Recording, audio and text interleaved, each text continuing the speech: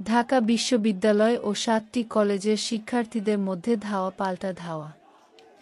রাজধানীর নিউ মার্কেটের সামনে এই ঘটনা ঘটে। পরে ঘটনাস্থলে পুলিশ উপস্থিত হয়ে কিছুটা নিয়ন্ত্রণে আনে। এখন পর্যন্ত কোনো হতাহতের খবর পাওয়া যায়নি।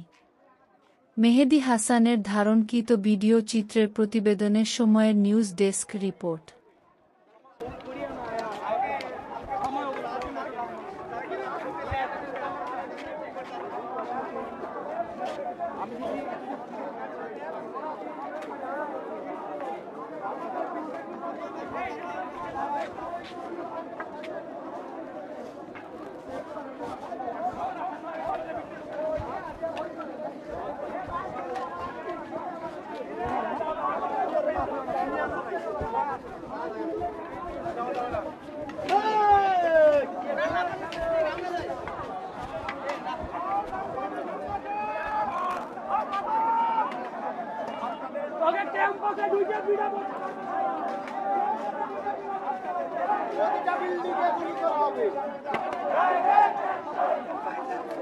Direct action!